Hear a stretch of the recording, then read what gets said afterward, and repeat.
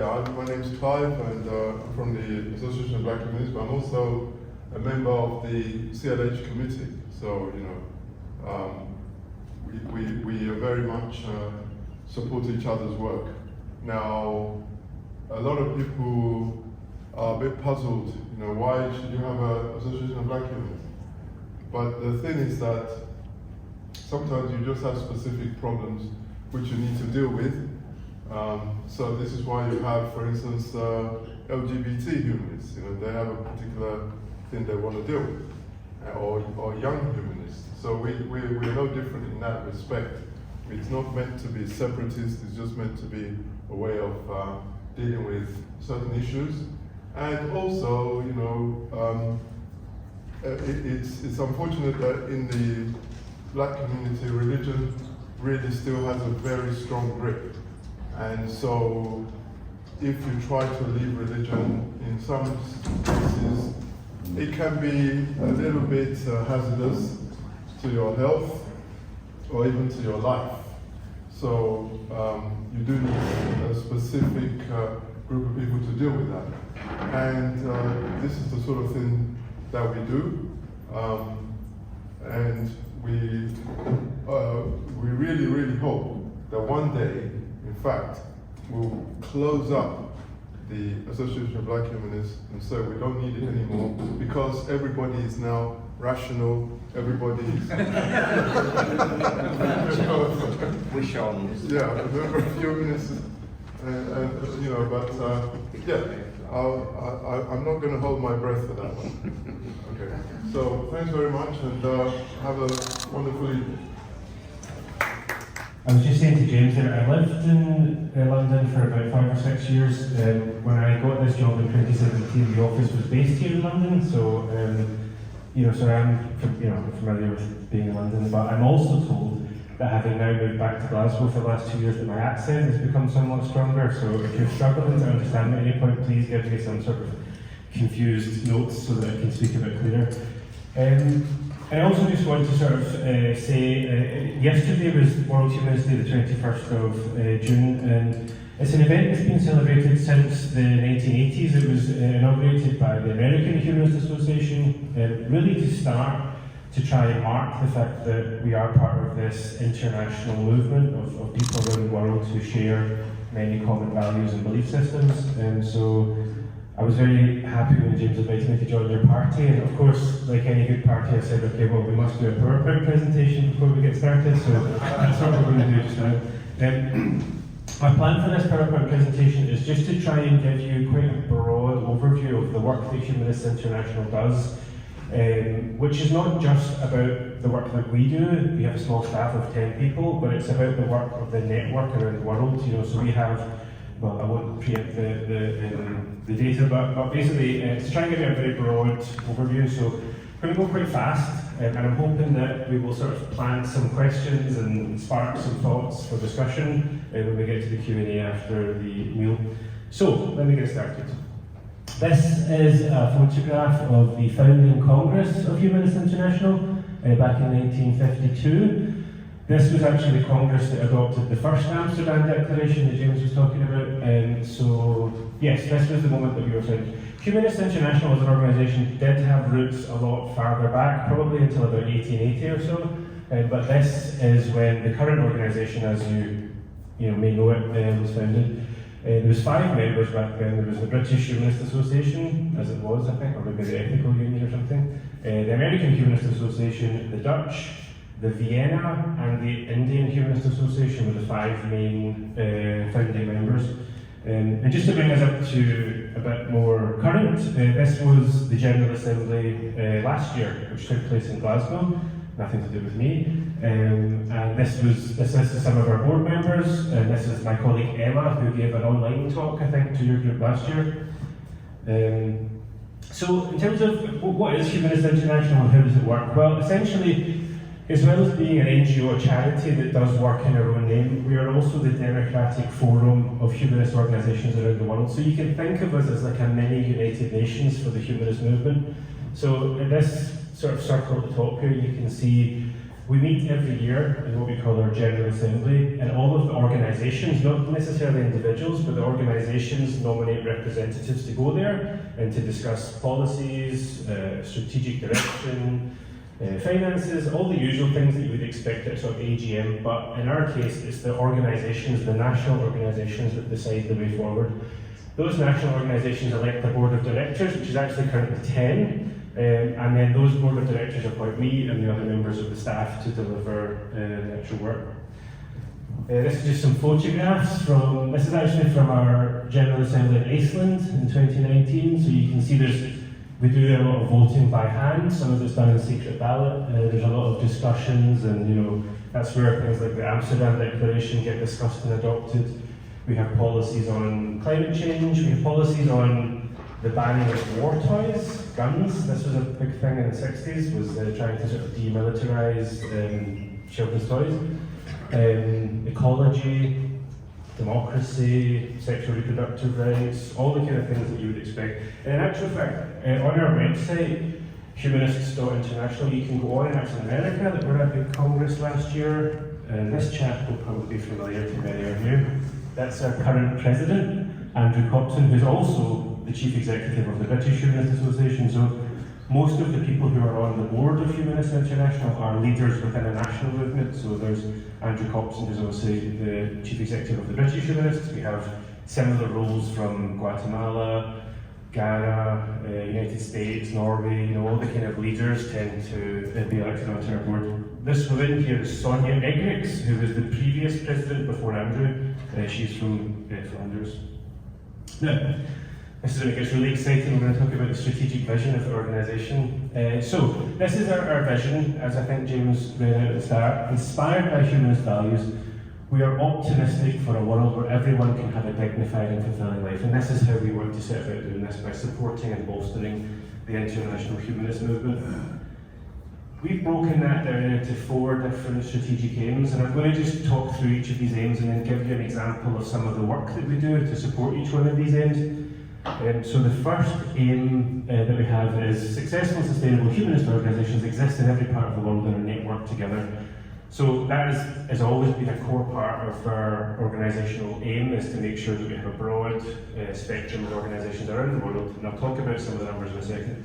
Number 2, humanists are no longer at risk because of their beliefs or their identity. Again, James mentioned this, and I'm sure many of you will be familiar with some of the casework that we do. No doubt Mubarak Bala, one of the cases that's been very high profile in the last few years. Aim 3, human rights priorities based on humanist values are influential at international institutions. So what we're talking about here is going to the United Nations, the Council of Europe, the European Union, and making sure that people who are making policies and passing resolutions and so on are aware of the humanist point of view, and as far as possible we use that to influence their decision to advance policy. And the 4th aim is really just, that's kind of the internal one, to make sure we have paper clips and computers and money and all that kind of stuff. This is the staff of Humanist International. I always sort of show this just to underscore the point of just how small the team actually is. I think when you think of an international NGO, people often think of, like Amnesty, with hundreds of teams, hundreds of staff around the world, and Go teams and all this sort of thing. Actually, we're a very small organisation. So we have around about 10 staff, give or take. Some of the project staff come on and off depending on what's happening with funding and so on, but that's broadly speaking the kind of staff. So going from left to right, we have like operations, finance and things like that. Emma, who I think some of you will know at least, who does the humanist at risk work, casework, that type of stuff. Fundraising and development, so that's like membership, onboarding, fundraising of course, things like that. Giving out grants to our members. Advocacy, so again that's what I was just talking about, going to the United Nations, writing reports, responding to consultations. Actually, a lot of that work is communicating with our national members, so saying, Humanists UK, are you aware this big report is going to launch in Brussels, and you should make sure that you're responding to the consultation, etc. And then we have various project staff that work with us on a sort of more ad hoc basis. I mentioned that I used to live in London, so the office was in London until about a year ago when we decided to close it. And it's always been our ambition to be a diverse organisation.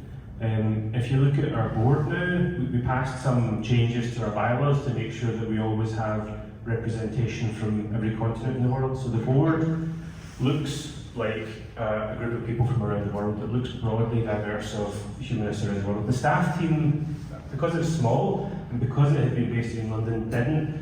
But so in the past year, we made a decision to close down our office, and everybody now works remotely online. So we now have staff in the Philippines, the United States, different places in Europe. Just appointed somebody in Punjab, in the Indian Punjab. So we're trying, where possible, to make sure that we are on the staff team, that we look and are as diverse as we possibly can be, within the limits of having about 10 staff. So this is from one of our team building weekends. From the money we saved from closing the office, we said we're going to have this team building weekend every year and get people together, and this was us cooking some sort of meal. Anyway, so that's just some of the staff, that's why I included that, so you can see the people that sort of sit behind the computers and make things happen. Okay, members. Humanist International has, at the moment, I think around about 125, 130 members or associates in over 65 countries around the world. And that's a map of where they are, of course. Massive cluster in Europe, interesting question. Is that historically because we were a very Eurocentric organisation? Yes, probably. Is it also because Europe is a large collection of relatively small countries compared to other global regions? Yes, that's probably part of it as well. Anyway, just perhaps prompting some questions for us later on. Okay, this is a bit sort of dry, but what we're looking at here is the number of members and associates that Humanist International has in each of these global regions, in absolute numbers at the top, and then as a in absolute numbers at the top. So you can see that, for example, in Africa we have 21 members and associates. In Central Asia, it will be no surprise to you, we have 0, and we will very likely never have any there. But the bottom of this table is what percentage of countries in each of these global regions has at least one member or associate. So what we mean to say is that the higher, if you've got, say you had 100%, that would mean every country in that region has at least one humanist organisation there, and 0 of course would be the opposite. So the higher this number, what we can say is the humanists in this global region are very well served. They have at least one organisation to belong to. But you can see, for example, in Middle East and North Africa, very, very weak spot for us. That's a strategic focus for us, is to increase support to organisations in that region. So this is how we're trying to use some of the data to sort of focus where we can spend our very limited resources. So again, thinking back to the founding of Humanist International back in the 50s, this is the growth of the number of countries that have members inside them. So you can see it's been, broadly speaking, a very encouraging trend. And this is just the number of members in absolute terms. One of the things I mentioned earlier that we do, is this going too fast? I feel like I'm just like shouting stats at people, but is everybody with me? Okay.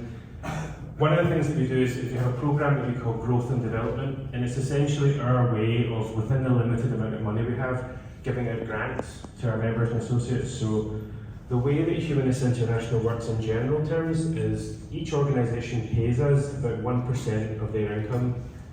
So for an organisation like Humanist UK, that's quite a lot of money. That's several tens of thousands of pounds.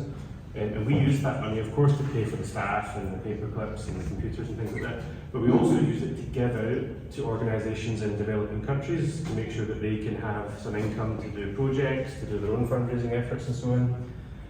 And this is just a snapshot of some of the information. I think this is from the middle of last year, if I remember correctly, because of the delay we have in reporting the figures. So you can see 17 projects given out through 6 grants, £64,000 given out. Yes, this is information from last year. And so far, by the middle of last year, we had reached 20,000 people with these projects.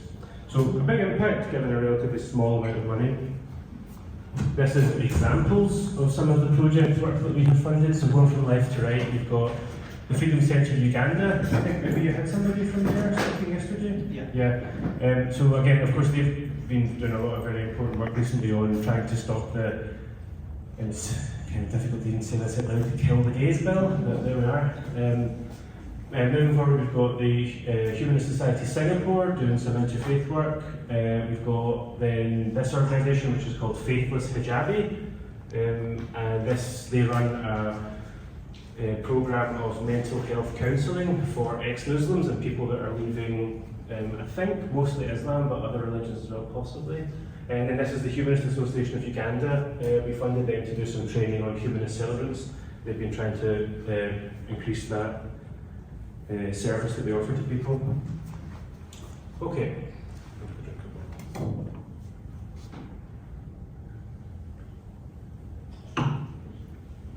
Okay, so we're going to talk now about some of these stats that I would do.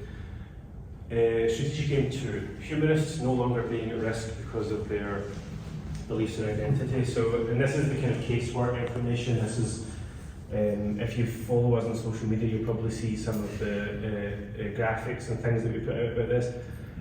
So, we provide support to people who are targeted because of their humanist beliefs or identity.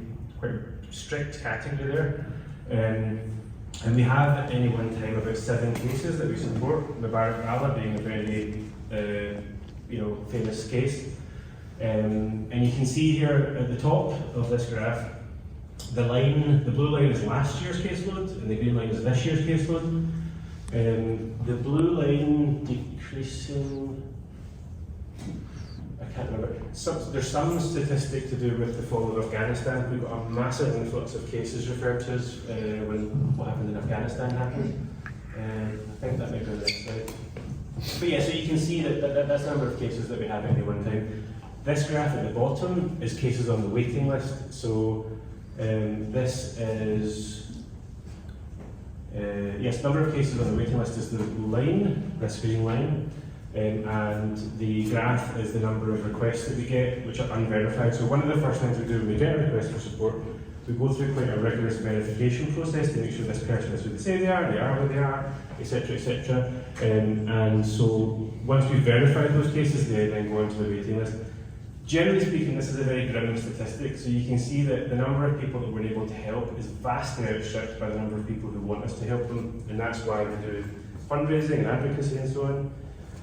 This is a sort of heat map of where the requests for support that we get come from. Now, again, it won't surprise you, looking at that global region, South Asia, North Africa, the big places that were in Nigeria, of course, the big places that we're getting requests for support from. The country which is highlighted as Afghanistan, of course, for the reasons that I just said. So what do we do with these individuals that ask us for help? So for the individuals and we do a sort of triage service to check for urgency and so on. There's broadly speaking 4 things we can do to help people. We can cover legal expenses, something we do for Mubarak, of course.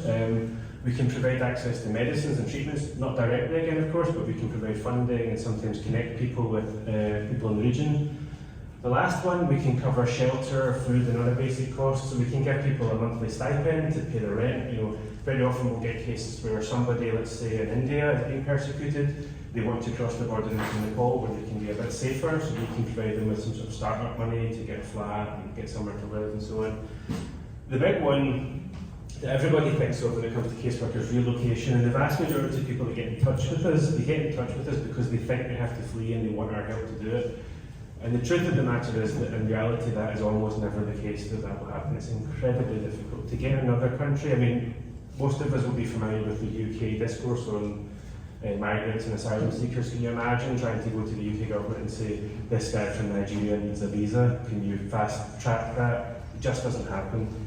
There are some cases, countries like Canada, Norway and so on will occasionally grant these emergency visas, but it's incredibly, incredibly difficult. And one of the jobs that we have is trying to manage people's expectations when they contact us to say, chances are this is not going to be the route forward for you. We have to think about how you can be secure where you are. But yeah, that's the kind of support that we can offer. So we've been doing this work for quite some time now, and we've published actually a couple of reports about some of the trends and stuff that we've identified, but you can see here, I mean, again, this won't be a surprise to certain people, but bullying, discrimination and so on, kind of low-level social discrimination, impunity for attacks and killings, I was just saying to James, I met with one of our colleagues from Pakistan yesterday, from the Humanist Society Pakistan, and they know of cases where some of their colleagues have been investigated for highlighting legal problems around the blasphemy laws or other issues, and we've had lawyers killed, we've had activists killed, and there's never any investigation. There's complete, what's called, impunity from the authorities. Of course, the principle of blasphemy and apostasy and these laws which restrict freedom of expression are anathema, I think, to the humanist expression or the humanist values. And of course, that we have religious privilege and so on. So these are the sort of trends that we identify through this casework. COVID-19, like so many other areas of our life, really had a big impact on this. So we had people literally on their way to an embassy to have an emergency appointment to get a visa and so on, and the embassy was just closed, like the day before the appointment. Again, maybe some people in this room will be familiar, but if you've got ex-Muslims suddenly have to move back in with parents or their family members, being forced to pray, or do religious observance and diets and things like that. So yeah, it was a very difficult time, the pandemic, and of course it was during the pandemic that our friend Mubarak was taken. So, in terms of our approach to deal with this, to apply, to support individual cases that ask for help, we have this sort of 5-stage cycle approach. It has to be informed by consent. That is our overriding value, is that we will only take action to help somebody if that's what they want us to do. Oftentimes, maybe not the majority, but oftentimes that work is completely confidential and secret. Sometimes, and we've had cases before where humanist activists have been persecuted, actually the last thing that would help them is for them to be associated with one of the most influential non-religious organisations in the world. That's sometimes not what is needed. So we have to be mindful of what that individual wants and always take consent as a key principle. Then after that, again, it's about verification, it's about doing the hard work. Humanists International is an organisation that's 71 years old. We've formed very good relationships with the UK government, the US government, all these different agencies and so on.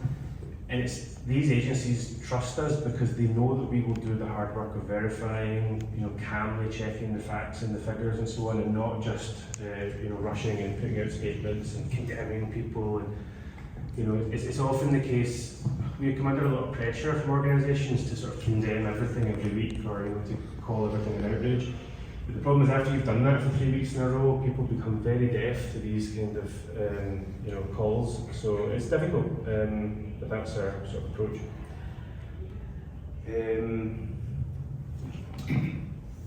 So this is 2021 data. I don't know why it's not up to date. But anyway, we assisted 149 individual people out of a total of 256 requests. And you can see here the kind of breakdown of the support that we provided. So again, it's a lot of advice. If we had the resources, a lot more of the support would be some sort of emotional support. It would be somebody on the end of a phone or a WhatsApp or something saying, "This is really shit. Like, I hear you. This is where you are. We recognise what you're going through."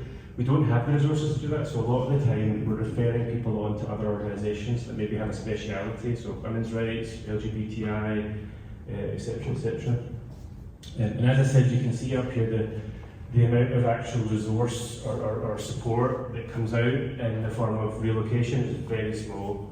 So that's one thing that we always try and remind people of, is that, it sounds kind of funny, but people do often think that we have like planes and helicopters that we can send to rescue people, and it's really, really grim to have that expectation coming towards you, and the knowledge that all you can really do is maybe signpost them or send like £1,000 as a bursary or something. So,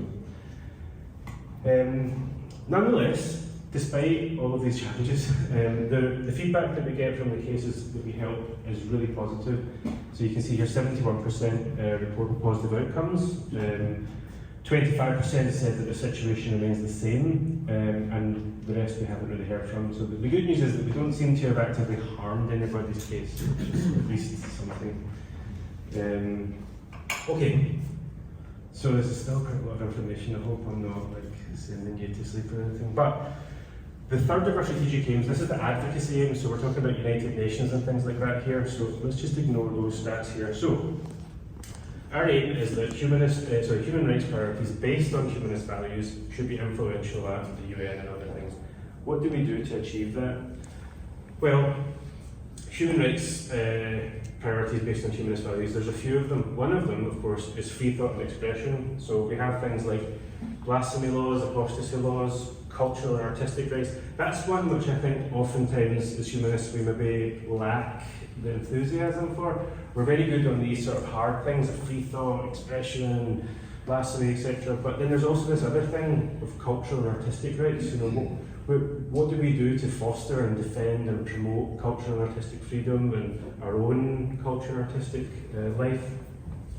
Maybe a question for later. And this is an example. So this, some of you may remember that this is actually one of the cases we worked on. So this would have been somebody who, if I was given this talk 5 years ago, I would have talked about Sheikh Mohammed Mercator instead of Mubarak Bala. He was the case that was the kind of emblematic case of the time back then. And he was a Mauritanian anti-slavery activist. Again, there's a sentence. And he was harassed, detained by the government, and eventually, I think in 2018 or 19, he was finally released, and he now lives somewhere in Europe, having been granted asylum. Anyway, one of the things we were able to do using our accreditation with the United Nations is to get Sheikh, after he'd been released, to go and talk at the Human Rights Council and to tell them about what was happening in Mauritania, to stand there in front of the Mauritanian ambassador and the other ambassadors and to say, this is what's happening, this is my experience, and to call out the to be able to call out his accuser of blasphemy and apostasy, which was a very powerful thing to be able to facilitate. So another human rights value based on humanism is equality and non-discrimination. So we've got a few examples here of harmful traditional practices, LGBTI rights, and sexual reproductive rights. So we've got an example here. This is somebody who will be known to many of you. This is Leo Igwe, one of our board members, and he's a Nigerian anti-witchcraft activist. So in Nigeria and other West African countries, there's very often a case of women being accused of witchcraft and attacked, killed, persecuted, and so on. So Leo, with his organisation, goes out and does quite a lot of peer education, community work to try and tackle this issue of witchcraft and try and educate people about how to deal with these situations. So that's been a very important thing. And also again, Rosalind, who I think was at your event yesterday. So Rosalind has been an absolute trailblazer for the LGBTI movement in Ghana. She's been calling out, we've got this organisation, it's something like the American Family Institute or something like that, have been doing the rounds in West Africa to try and promote anti-LGBT intolerance.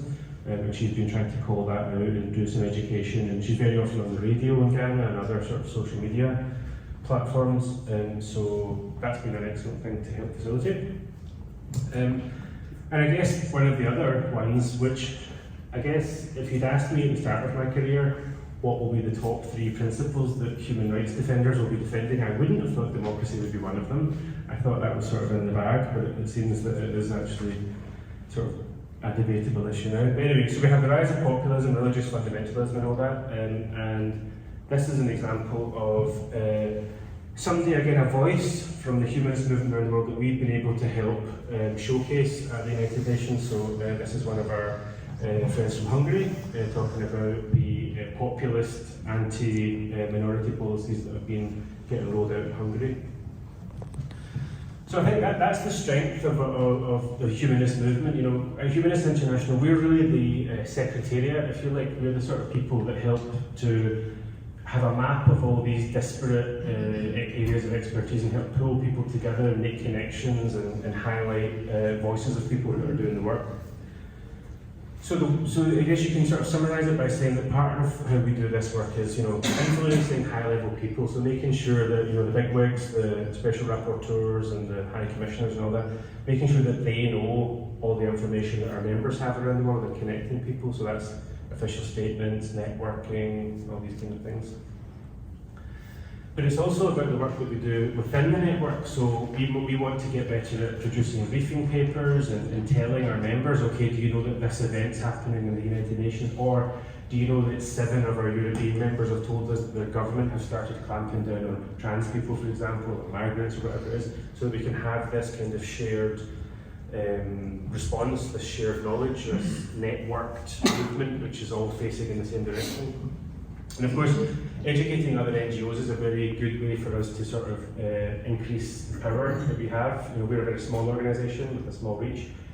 One of the things that we've been trying to do is to educate Amnesty, Human Rights Watch, these big organisations, to make sure that they're aware of the problems that humanists are facing, so that they can use their massive voice to call out some of these problems. So that's been another important part of the work that we do.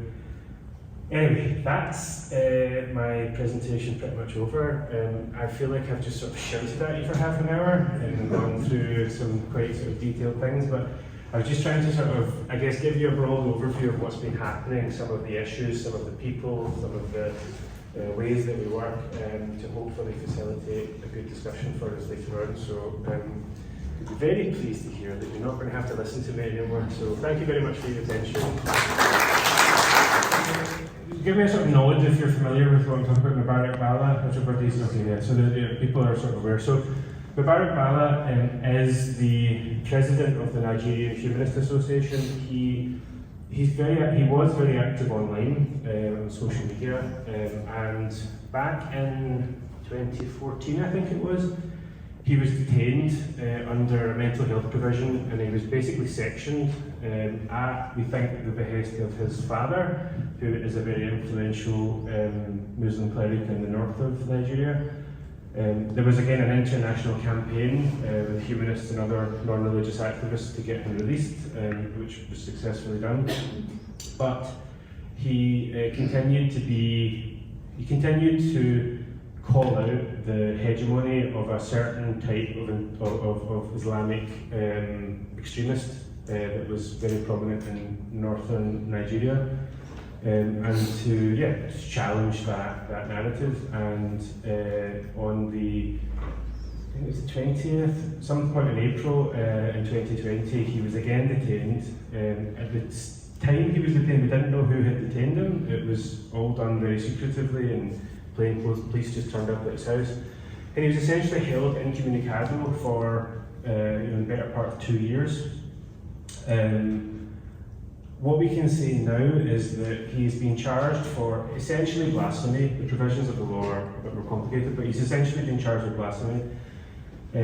He was held, many of his human rights were completely infringed. He wasn't given access to legal counsel, he wasn't presented with the charges on time, and so on and so on. And he was moved around and nobody knew where he was. There was a whole number of procedural irregularities in his case.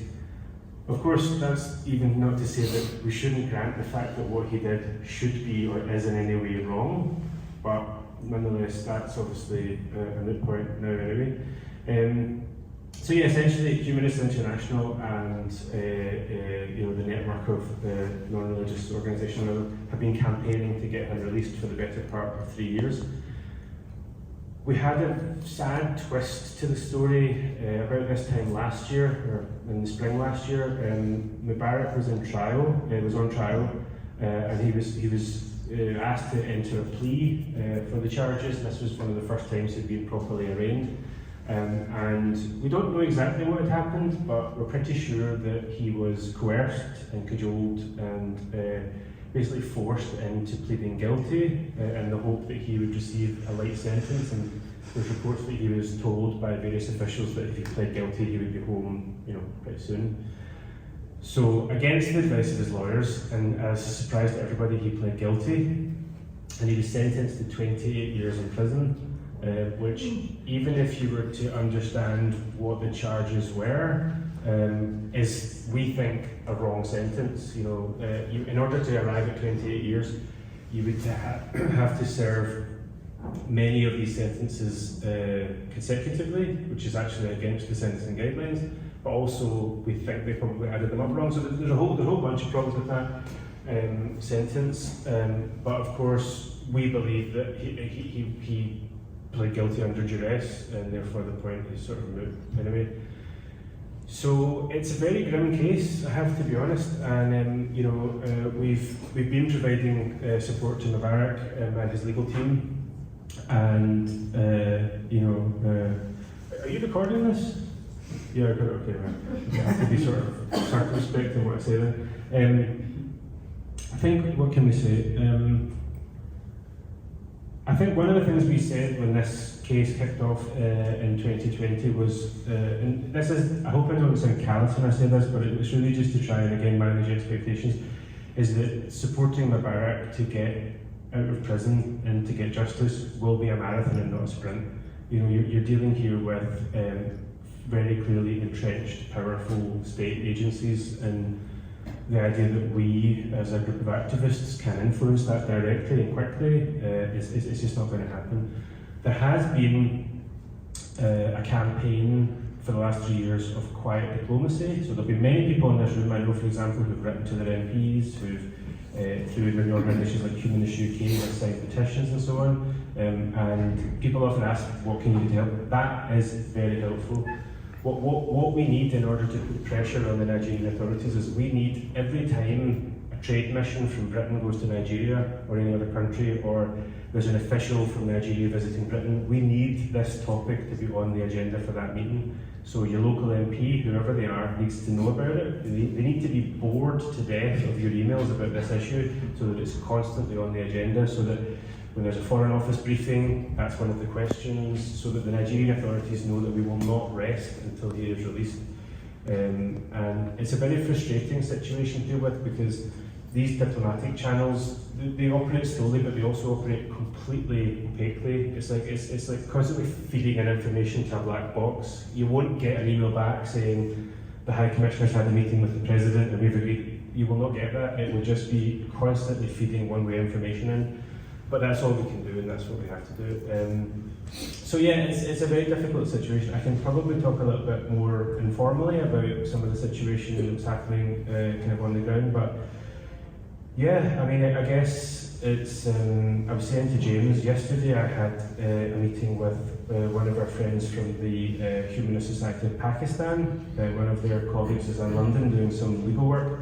And again, that's another organisation, that they have a network of lawyers that are writing articles about the blasphemy laws in Pakistan in the face of very, very credible threats of death and lynchings and so on. And this is probably not the right thing for your party, I'm sorry, but I think one of the things we can take away from this is that I guess we have a sort of duty to be proud and happy and to enjoy ourselves, and we will do the hard work, the campaigning work to get Mubarak free and to support the rights of these other people.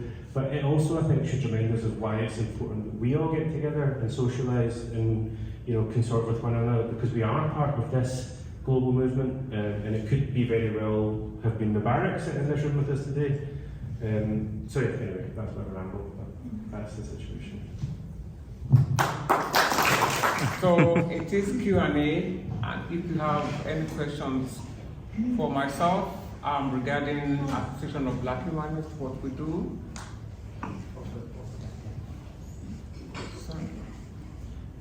Question? Yeah. Two questions, Gary. You mentioned there was no members in Central Asia, and there never will be. So I wondered why that is the case. And secondly, with all the cases that you mentioned, it does seem like there isn't a lot of coverage in the media of these issues. Do you have any theories as to why we don't hear about these things? The first question, is that okay? This is okay. Central Asia, all of these global regions have different definitions, but Central Asia includes countries like Kyrgyzstan, a lot of the stands, and they tend to be very, very high control authoritarian states. There's, I think, no democratic states in Central Asia. So that just means that even if there were to be some humanists, it's almost impossible that we would ever meet them and know them and be able to communicate with them because of the barriers around that are so severe. We've spoken actually to a Central Asian specialist about the situation there, and it's really for us, it's like a black box. It's almost impossible for us to be able to have free and open communication with people in those countries. So undoubtedly there are people in those countries who have the same views and values and mindset that we do. It's just that we will almost certainly never be able, at least in the foreseeable future, who knows, but it's very, very difficult for us to be able to communicate with them there. So that's part of the reason. And the second question, in terms of the media coverage, is a very good question. I don't have an excellent answer for it. In many cases, we don't want media coverage because it wouldn't be the best thing to do. In many cases, like I said, quiet, tactful diplomacy is often the best way to do things because foreign governments, I won't talk about any specific case, but let's just say a general case. One of the things that we might do in a case where someone, let's say, has been sentenced to a lengthy jail sentence, we might conduct a campaign of quiet, backdoor communication and diplomacy with the President's office or with the Prime Minister's office, with trade allies of that country to try and put pressure discreetly. We have this big trade deal coming up. Can we do some sort of quiet deal where someone suddenly is, commuted or released? And media coverage can oftentimes be harmful to that process because then what you have is the situation of the leader of a country having to look as if they're kowtowing to popular opinion rather than making a sort of elevated ethical judgment. So that's one case in which media attention might be problematic. And also there may be some cases where one of the other reasons we don't get a lot of media coverage is because our primary language is English, and many of the cases which we work on are from countries where English is not the primary language, and we don't have the skills and ability to have media contacts in some of these other countries. Some of the reasons we don't get good media coverage, because we're a small organisation, of course, we don't have a media team. But one of the really, really depressing facts about this, we had, I think it was actually, there was a guy whose case we worked on when I started at the organisation, struggling to remember his name now. We had one tiny, small resolution photograph of him. It was almost like a sort of MySpace profile or something. It was this tiny little thumbnail. And his name was very difficult to pronounce for native English speakers. And when we did a sort of analysis of why we couldn't get any traction in this campaign, those were the reasons. People need to have a high-resolution photo of somebody, probably in order to initiate the kind of empathy. There was a brain specialist here a minute ago. There's something about being able to see somebody's face and their facial structure to be able to trigger that level of empathy that makes you want to go out and write to MPs and get the bullhorn out and stand outside the trade delegation and so on.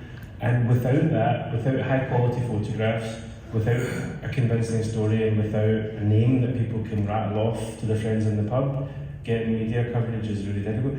That's a really grim thing to have to say because it's not a very satisfactory answer. But in my experience, that's the challenges. I don't know if you have any ideas. I have a question actually, and it's about French Africans. Somebody, I think, it's gone. It was Daniel Beaton. He asked me one day if I know any Congolese atheists, and that was the first time that it occurred to me that I haven't met any French-speaking African atheist humanists. There are a network of French, Francophone, African humanist organisations. I have to admit that we have very bad contact with them as well, and it's again a language barrier.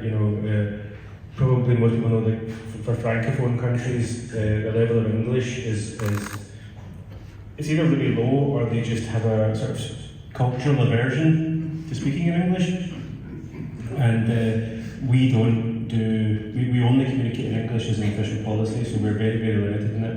There's an organisation in Belgium called the Centre d'Action Laïque, the Centre for Secular Action, and they're francophone, and they actually have a network of African and other countries around the world. A couple of countries in South America, I think, that are francophone countries. So they have quite good links with some of the francophone countries in the Congo, some of the North African countries as well. But I think for us it's a weakness also. Because it would be nice to link up and maybe have an event and just have interpreters. Language should not come between us. That's a good idea, actually. Yeah. Yes. I don't need the microphone. I think I can project my voice. Yeah. I'm just thinking. So in your international group, don't you have anybody who speaks some languages? Yeah, we do have in the staff team. We have people. We have quite a broad diversity of languages, and we do from time to time translate things. You know, we might, for example, be required to translate a document for some urgent matter. As a matter of course, we don't translate documents because we might produce, let's say, 50 emails per month, you know, 100 pages of briefings and so on and so on. And by the time you add those all up, it would really be a full-time job to translate them all. And then when we have in the past done translations, we found that with translation it's really about skill, of course, and to translate what can often be very technical or nuanced terms, it can be very difficult. So when we've done translation in the past, we've required that it be checked by somebody else. So we weren't really able to turn around the translation within like a week or two. It took really a long time for us. But I think for the reasons that you just said, for us it's kind of the top 10 issues or something that we have to address, you know, the challenges we have. Translation is really, since I've been here, it's going up to the top of the list because like I said about diversity earlier, there really is going to come a point where it's not going to be acceptable for an international organisation to communicate only in English, and I think that point is coming upon us. There's an organisation called Translators Without Borders, and they offer a service basically where if you're an organisation like ours, you can submit work to be translated and it's turned around within a few days. I think it costs like £25,000 a year, so we're working to try and fit that into our budget for the coming years. And another question, sorry. Which social media do you use? We have a Twitter account, we have a Facebook account, we have, for the Young Humanist International, we have an Instagram account. I think that's it. I think we have a YouTube channel as well, if that counts. But we're not, I think we're getting better at social media, but hitherto we haven't. And again, it's all in English, of course. Yeah, because then I think through those channels you could find people who speak different languages and they could help you. I was talking to our friend from Chile, wherever he is. He's gone. He's gone. And a couple of years ago we had a big push on Latin America. We knew there was a bunch of countries in Latin America that were existing, but we wanted to be able to communicate with them, and again, we didn't have Spanish. And so, well, we had a member of staff who spoke Spanish, but kind of as an organisation, we didn't have the structures in place. You know, because ideally what we would want is for organisations to be able to receive an email in, whether it be French, Spanish, Arabic, English, whatever the major languages are. So that's definitely where we want to go, but it will take probably years for us to get there, if I'm very honest. Have you asked here if anybody can help you with the language? We ask from time to time, so we do have a pool of translating volunteers, but like what I just said, the volume of information that we put out and the lead time that we need for translating is very difficult. And I'm not trying to make excuses, but when we did look into having like a pool of volunteers, we thought actually we're probably going to need a part-time person just to manage the, you know, say we've got 10 documents this week and they've got to be translated to 5 languages. That's, somebody's better at maths than me, that's 50 permutations of something that has to happen, which has to be checked upon. You know, that's hours of work, you know. And I agree with you that it's important, but I think it's unless we get a big injection of cash, something has to become less important. And it's but I will take on board your feedback.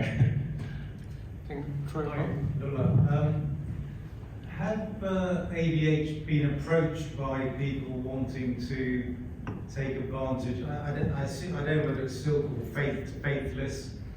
Do you get approached by people saying where you feel that under threat possibly from family or friends by saying that they are not religious anymore? Yes. We have a couple, and it's very sad. Audrey and Clive, they would know a particular person.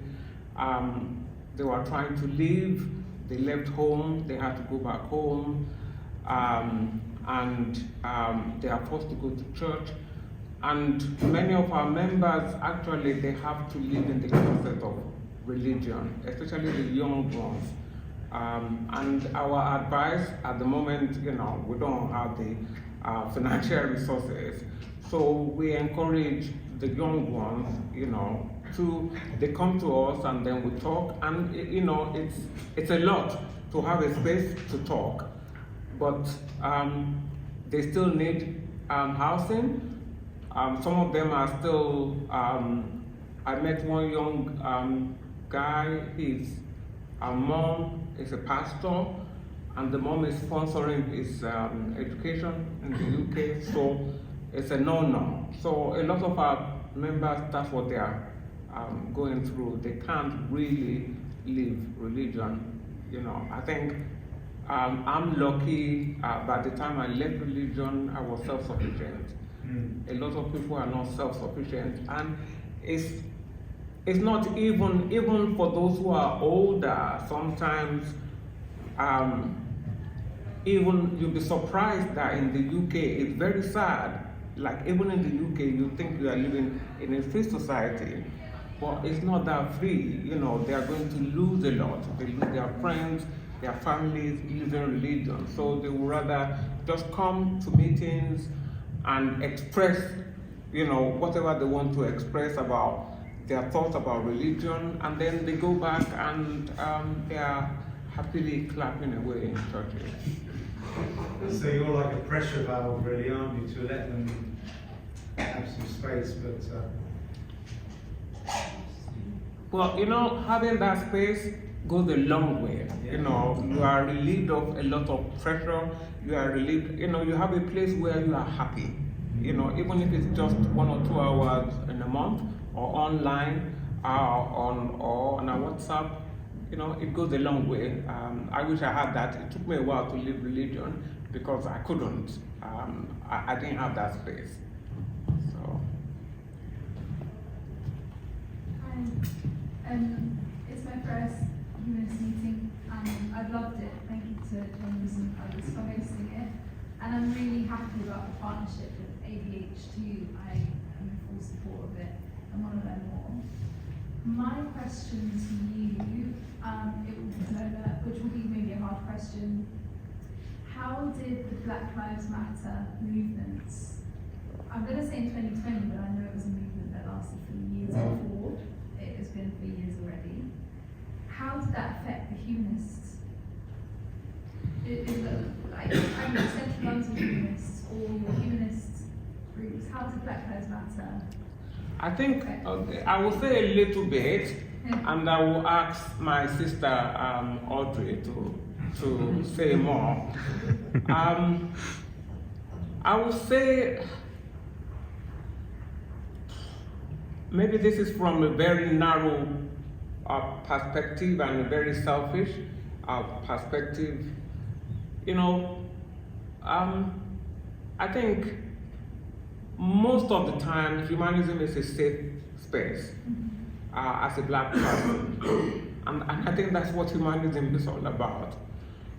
So I'm not saying that everything is perfect, but I think most of the time, I would say I'm very, very happy. It's been a safe space. It's been a loving space. I have to say from personal, but I think let me ask. Yeah, I totally recognize that. Also, maybe that's not just for you, but also everyone in the room.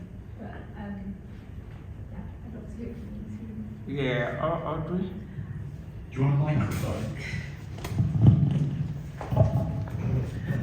I think Black people are used to being in pressurized situations, and I don't think what Black Lives Matter did was highlight the situations that many black people are in.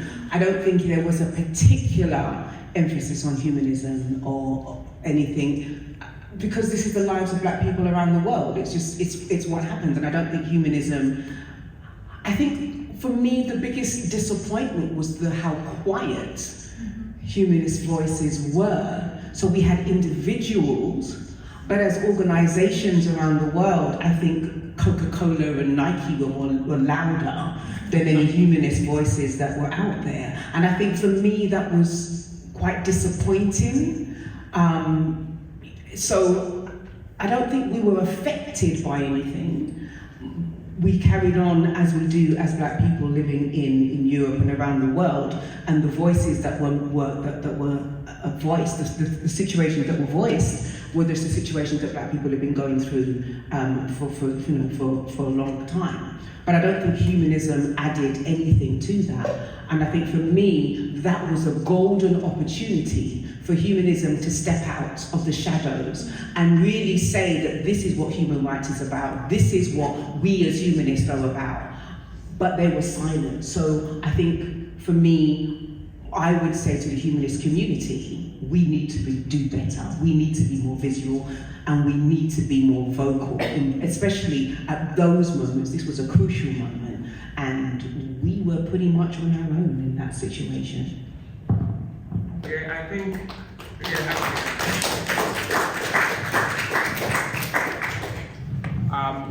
that's right, Audrey. I think what happens is, it is taken for granted that humanism is about equality, and it is taken for granted that, this is what we are about as humanists, that, equality in all aspects. Maybe that was why, but you are absolutely right. Humanism should be at the forefront, be the voice to say this is where we stand. Even if that is where we stand, to make it known again and again, yes, but it is still a safe space if we are a humanist. But then you are absolutely right. We need to be the voice.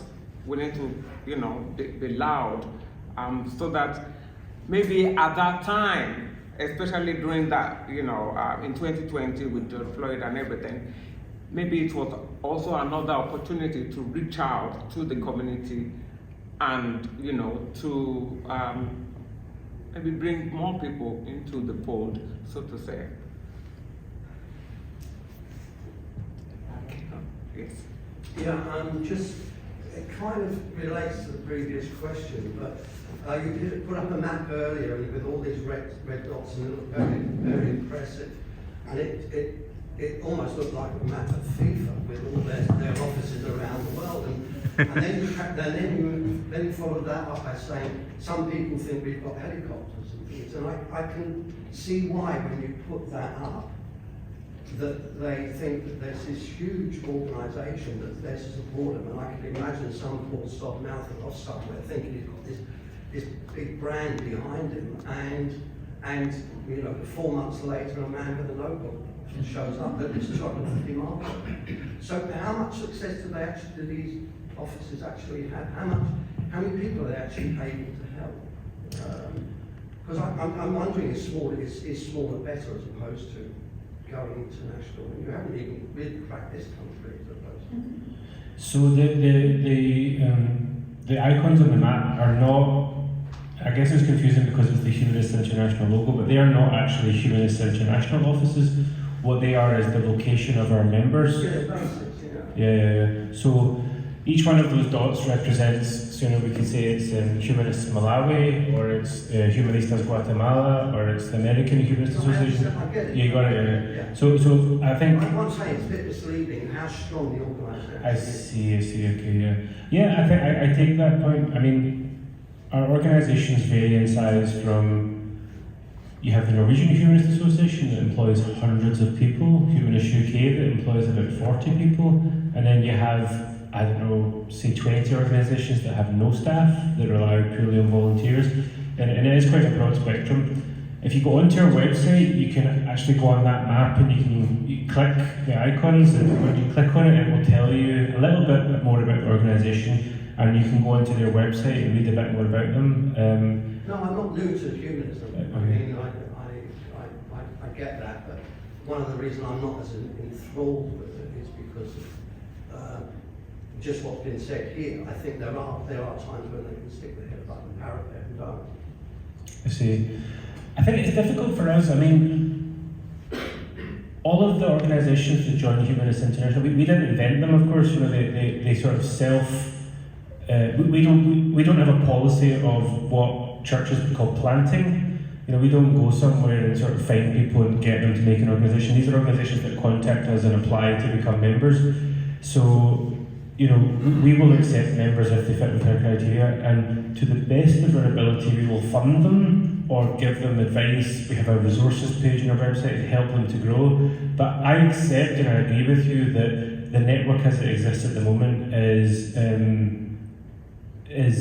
well, there's a very big range of abilities and skills, and towards the smaller end of that, it's very weak. You know, and Well, like the language is weak. yeah. But I think it's worth to separate two things. There's Humanists International as an organisation, you know, as an office of 10 staff. Sorry. And then there's this network of organisations around the world. Now, that network of organisations would exist if we shut down Humanists International tomorrow. There would still be 125 or whatever humanist organisations. The office, I take your point that we redid the website about 4 years ago, and it seems that it's very fancy and people seem to think that we are this big organisation, and that is a challenge. But, you know, the only thing we can do is to try and help support and provide information and these linkages and stuff like that to support these organisations to grow themselves. And that's what we try to do, you know, to the best of our ability. And we've had some success in recent years of applying to like the UK Foreign and Commonwealth Office, or the what used to be their development agency, the US development agencies, and getting grants for organisations, particularly in South Asia, to do some programme work. But it's a challenge. It is a challenge for sure. I don't know if that answered your question terribly well, but Money and human resources. yeah. I mean, so you can only do what you can do. Yeah, exactly. And I think maybe, I guess you could say part of what we try to do as well is, what we're trying to do with that map and that website is to show that there are an amazing spectrum of humanist organisations around the world. And if you're a donor, if you have particular skills or whatever, then you can get in touch with these organisations and help support them to grow. And you know, for example, with the development of humanist services like chaplaincy, ceremonies, all that kind of thing, that offers an income source for some organisations, like what's happening in Uganda. You know, so they can start to build up some resources within their own organisation. But yeah, it's a big challenge for sure. Freedom. Thanks for coming to talk to us, Gary. I really appreciate it. Following on a bit from what Kieran said, you said, I was very pleased to hear you've got organisations on every continent, although I'm not sure you can count penguins as humans. Probably one less continent. But seriously, is one of the resource answers then to try and utilise ordinary members more? Because I'm wondering what I, as an ordinary member in the UK, can do to support your activity, but particularly with something like Barrett Ballard. What can we do as individuals? I mean, I want to go on a plane to Nigeria and go and break him out of jail, but you know, that's white salvationism. What can we actually do? I mean, in the way that, you know, I'm an Amnesty International member, I get asked to send emails and stuff like that. Is there something we can do as individuals? Yes, I guess there's a few answers to that question. I mean, one of the things I would say, and it's probably not a very satisfying answer, but whenever I speak to groups, I always say that there's this, it's a bit of a hack sort of phrase now of you know, think global, act local. But the Humanist International has an audience of people that it can ask for help because it has this foundation of members and associates all around the world. So when we go to ask the UK Foreign Office to send a letter to the President of Nigeria. They do that because they know that Humanist UK and Central London Humanists and all of the people that email their MPs is this kind of groundswell of opinion, of support, of constituency. So by being an active group and being involved in a local level, that gives us the voice to be taken seriously. But that's often not a very satisfying answer, which I appreciate. In a more direct way, if you go onto our website, there's a section which will say get involved, and then it will say cases of concern. And all of the cases that we currently work on, that we can be public about, have a page on that website, including the barrack. At the bottom of that page, there's template letters, there's a briefing paper, there's kind of facts and information and things like that. So you can take that, download it, send it to your MP, send it to the Foreign Minister, send it to your local assembly members, and I would really encourage you to do that. And like I said earlier, that's also not satisfying because the answer won't be, we're sending over a plane tomorrow, or there's whatever. But the more people that do that, the further up the agenda of the meeting it goes, and so on and so on. So those are very important things to be doing. There's also, if through Humanist UK or whatever, if you just get in touch with us, if you have an interest in another area of the world that you want to be put in touch with, well, like I said, this map, if you go onto the map, you can get in touch with all the other organisations. So if you have an interest in whatever country it might be, Scotland, let's say, you can get in touch with the Humanist Society Scotland and say, I would like to connect with you, and blah, blah, blah, whatever it might be. And we do also have partnership twinning documents. So one of the resources on our website is some organisations have like a partnership agreement where there's, for example, I remember when I worked in Scotland, there's a partnership between the Humanist Society Scotland and the Humanist Association of Malawi because of colonialism. But this link is something which is still quite a vibrant link between Scotland and Malawi now. And so the Humanist associations of those two countries have a very strong relationship. They will go to each other's conferences, the exchange programmes. They both have celebrant training programmes, so some of the Malawi celebrants will come over to the Scottish training and vice versa. So there's these kind of ways that you can facilitate something as well. So. But if there's any other questions, please feel free to get in touch with us. And I like I said before, I see one of our big jobs as being at the kind of hub of the spokes or whatever, and just trying to connect people. So quite often what we would do isn't actually, the staff don't actually do a lot of stuff, but it's connecting the people who have similar interests and so on. I think last question, please. So just sort of building on the discussion so far, I'm wondering whether there would be a way of sending out an email or some sort of survey to Humanist members to find out what sort of skills we have among us, and then to find out what areas people would be interested in getting involved in, whether it be activism or advocacy, that sort of thing. And then maybe that way we'd be able to build enough in terms of resources to then assist people a bit more efficiently. I was just thinking particularly about apostates and people trying to leave religion, etc. Who are finding it difficult. So at the moment I do work quite a lot with housing and homelessness and crisis like that. And I wonder whether we've then scope to work with local authorities around finding out and informing them of exactly how grave the situation can be, because the reason that understanding is not there. First of all, apostates apparently don't exist. In Islam there are no ex-Muslims. Just to understand that, and then people are being placed within their borough around people who there's so many complications that they don't understand. And when we try to advocate, or when we try to explain the situation, to say you're being difficult, and there's a single service office situation where if you refuse it, they discharge their duty and that sort of thing. So I just wonder whether there would be a way of using these connections, just maybe inform people, just the same way that we're now working towards trying to find more ways of delivering courses on cultural safety and unconscious bias, that sort of thing. So I don't know whether ourselves will be able to find out, pool our resources within our own skills, and the more of us who can do something, I think voluntarily, the less stress it would be. Do you want to say something? I just wanted to say that Faith to Faithless, that's one of the things that they do. They have training, they go around to the police force and various other places and look at making apostasy part of their thinking. So there is something within Humanist UK. Yeah, I would echo that as well. I mean, I don't want to sound like I'm dodging a question, but when it comes to UK matters, we really have to, that's the Humanist UK's job.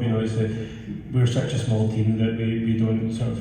I happen to be British, but most of our staff are not, I guess. And so when it comes to those type of things, I think Humanist UK is definitely the best place one in Faith to Faithless. I know. I think they have a staff member that works purely on Faith to Faithless, so maybe it would be good to be in touch with them. But the issue that you raise, I think, is of the utmost importance. I remember, I think it was last year, I went to meet some colleagues in Germany, part of the German Humanist Society. They've had a big programme of welcoming in asylum seekers and different people, and we heard a case from, I forget the person's name, but they were a gay ex-Muslim, and they were put up in temporary accommodation with like 5 other Muslim guys, and you can just imagine the permutations and to flee a country, because of these these issues about yourself, and then to be put next to a bunch of people who are I don't want to judge everybody based on one fact about themselves, but if I was that person, I would be terrified, absolutely, and it wouldn't have been, that would not have felt like I was having asylum. So I think you're totally right that I know that the processes of asylum, and maybe you'll know about this as well, but there is almost sort of like double invisibility. Being an asylum seeker must be pretty rough. Being a gay ex-Muslim apostate asylum seeker, that's like 3 levels deep, and I think it is really important that we, through Faith to Faithless and these other organisations, that we highlight that these caseworkers need to be much more aware of the decisions they're making and how they're treating people. So I think it's really good. I'm also talking about British-born citizens, not I just see. asylum seekers. I mean, there are people I know who born here, raised here, have left religion and cannot get. So they have duty. NRPF is not an issue. It's literally just a conversation with the caseworker to say these are the issues. I mean, I've written such lengthy emails trying to explain why you can't place them in the same borough they grew up in, and then they place them in the next borough. But then, even when we suggest areas where they're happy to go, it's just like, oh well, we don't have connections there. Well, can you refer us to something that does? It's just about a conversation, and then them understanding that they can work a little bit differently from what they're accustomed to. And again, I do know Humanist UK have done training, I think, with the police, with Home Office officials. I think they've also done it with some local authority, like housing people and things like that. So the work is happening, and I think maybe you should definitely be in touch with them, because I know that's definitely something they're focused on. Great. I think that's all the time we have. Thank you so much to Willa and to Gary for everything you brought today.